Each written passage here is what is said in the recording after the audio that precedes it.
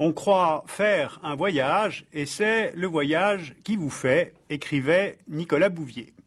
Alors qu'est-ce qui fait qu'on voyage ou qu'on ne voyage pas? Ou que l'on dit rêver de voyager sans jamais y aller, rêver de la Chine sans plus jamais y retourner? Eh bien, ce qui fabrique le voyage, il y a la force du rêve, justement, l'appétit pour les différences, il y a le rôle du père, le rôle des cartes, le rôle des livres, et dans les livres, il y a les bandes dessinées. Je vous propose aujourd'hui de suivre le voyage de Corto Maltese vers la maison dorée de Samarcande à travers l'Asie centrale. Corto est un héros qui a été inventé par le dessinateur Hugo Pratt. Corto est un marin distant, fidèle à ses amis, sans a priori moral ou idéologique. Et Pratt va fonder les aventures de Corto sur une réalité historique et politique très intéressante à raconter justement aujourd'hui. Alors suivez les cartes, mais ne cherchez pas à tout comprendre, car c'est là un voyage dans l'histoire et dans l'imaginaire. C'est sur l'île de Rhodes, en Méditerranée orientale, que commence le voyage de Corto au début des années 20. Corto cherche là un manuscrit du poète anglais Lord Byron, qu'il trouve finalement sur le toit de la mosquée Kawakli, accompagné d'une lettre et d'une carte. Cette carte indique que le trésor du roi de Perse, Cyrus, qu'avait dérobé en son temps Alexandre le Grand, se trouve à proximité de Samarcande, cité ô combien mythique sur la route de la soie. Corto s'apprête donc à partir en traversant tout d'abord la Turquie. Or, en ce début des années 20, ce qui reste de l'Empire ottoman est en proie à des rivalités sans fin. D'abord, conformément au traité de Sèvres de 1920, l'Empire ottoman a été amputé à l'ouest de la Thrace orientale et de la région de Smyrne, annexée par la Grèce, au sud des anciennes provinces arabes, Liban, Syrie, Palestine, Irak, placés sous mandat français et britannique. À l'est, l'indépendance de l'Arménie et l'autonomie du Kurdistan sont reconnues. Le reste de l'Anatolie est occupé par les Anglais au Kurdistan, les Français en Cilicie et Cappadoce, les Italiens dans la région de Konya et Antalya. L'Empire ottoman est dépecé, la Turquie en formation ne conserve en Europe qu'Istanbul.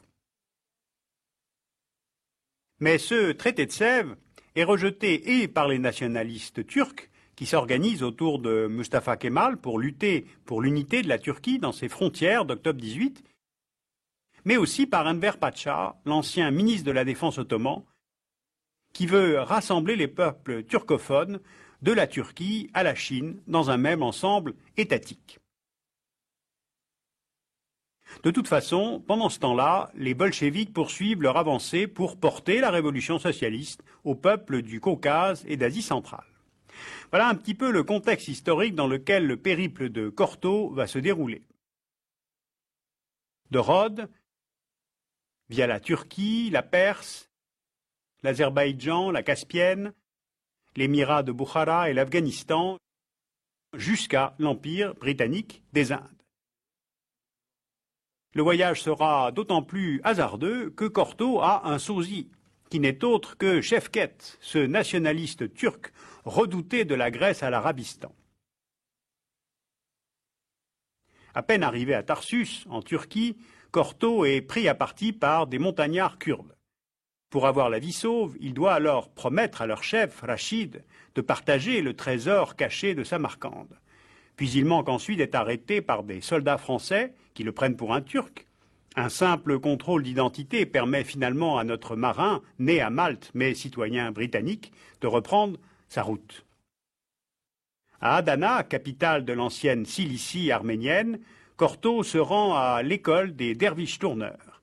Il compte sur cette confrérie musulmane soufie pour l'aider à libérer son ami Raspoutine, qui est emprisonné dans un lieu à Samarcande appelé la Maison dorée de Samarcande. Mais pendant qu'il est en conversation avec l'imam derviche, l'école est attaquée par des nationalistes arméniens. Vous vous souvenez qu'une résistance armée s'est organisée pour venger les martyrs arméniens du génocide de 1915. Eh bien, ces derniers prennent Corto pour le sosie Şevket, le nationaliste turc.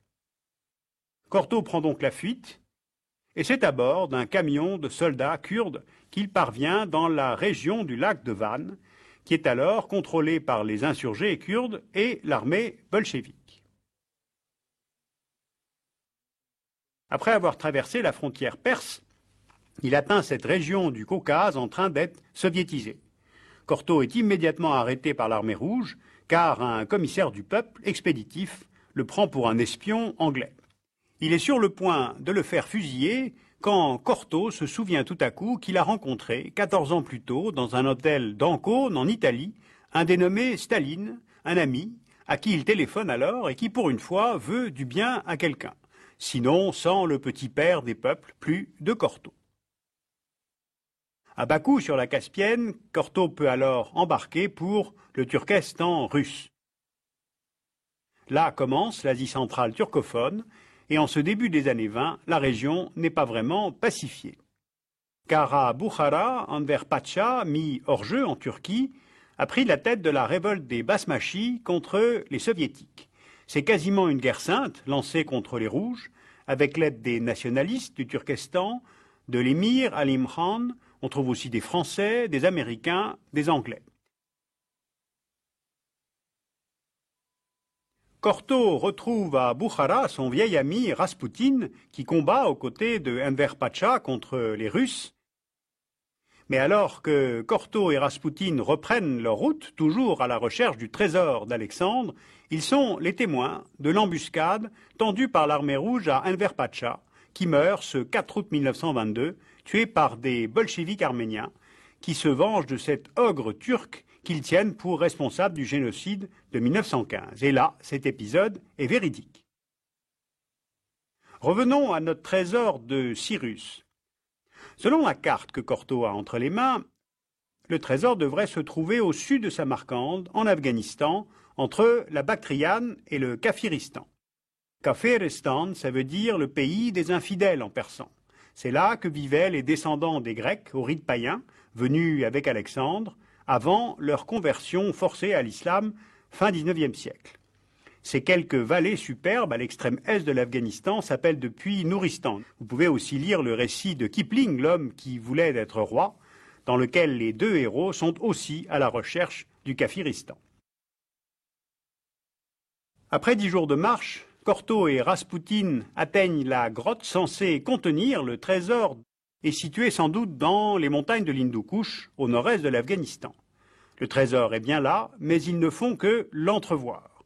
Ils sont victimes soit d'une hallucination, de démons taquins ou de leur propre imagination. Suite à un éboulement, l'entrée de la grotte est bouchée. Cortot cherche une issue, en trouve une, qui débouche, aux surprises, sur l'Empire britannique des Indes. Cortot et Raspoutine se font passer pour des négociants en tapis afghans et sont invités à regagner la vallée du Chitral avec les soldats de Sa Majesté. Donc pas de trésor, mais une formidable épopée de plus d'1 an qui s'achève sur cette zone frontière où se choquent les intérêts de la Russie et de l'Angleterre, cette région du grand jeu, comme l'a appelé Kipling. C'est une région aujourd'hui qui est au cœur d'une nouvelle donne, où l'on assiste à la fusion provisoire des intérêts stratégiques russes et américains dans une lutte contre l'islamisme. Derrière cela, il y a la stabilité régionale et derrière cela encore de gros enjeux pétroliers. Je vous en ai parlé plusieurs fois pendant l'automne 2001. Alors vous voyez, en mêlant fiction et réalité, figures inventées et personnages historiques comme Enver Pacha ou Staline, en mêlant magie et rationalité, en mettant en relation tous ces types de cultures, Hugo Pratt a enrichi la bande dessinée d'aventure. Il nous offre un imaginaire qui ne fait qu'aiguiser notre appétit pour la réalité.